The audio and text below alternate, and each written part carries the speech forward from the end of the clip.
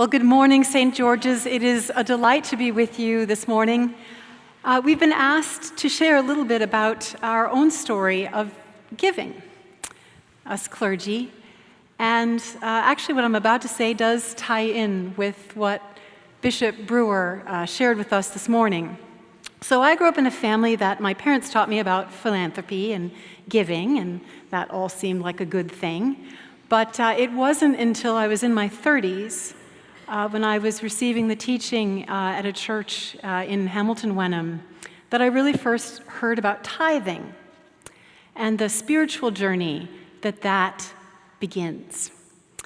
And I had always been in a circumstance of actually having a pretty secure income. But the people who told us the story of their spiritual journey who were tithers were not necessarily people who had a secure income. But they had decided at a certain point that they were going to tithe and see what happened. And so I heard over the years countless people talk about what it was like to have said to the Lord, I will trust you, and on a weekly basis, cream off the top, I'm going to give you 10% of what I have. And there was a drama in their lives because they came to that point that Bishop Brewer described where they couldn't rely on everything, their ducks in a row because the rent would come up or something would happen and they didn't have enough. But they'd given that cream off the top, and God would show up in their lives in these extraordinary ways, like somebody brings over toilet paper. Who does that? God can work these things out. God did amazing things in the lives of these people. And I saw, it was exciting to me. I thought, I kind of want to see God show up like that. So Richard and I discussed it, and we decided, yes, we would tithe.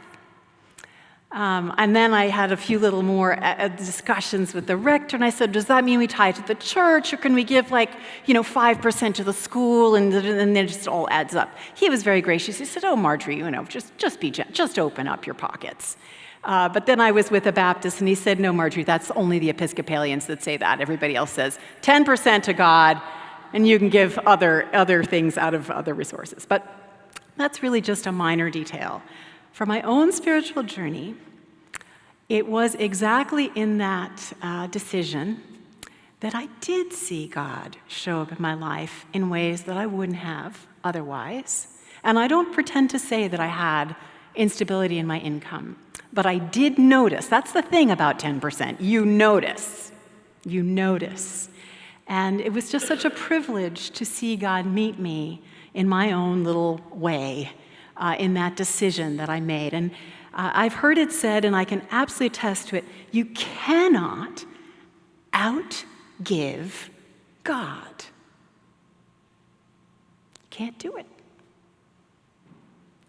And it's a wonderful challenge to open up your hands in this way that's a deep commitment and see how God responds in your spiritual lives.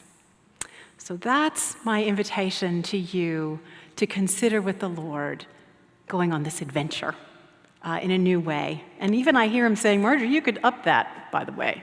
So I might try that adventure myself to take more of an adventure with God.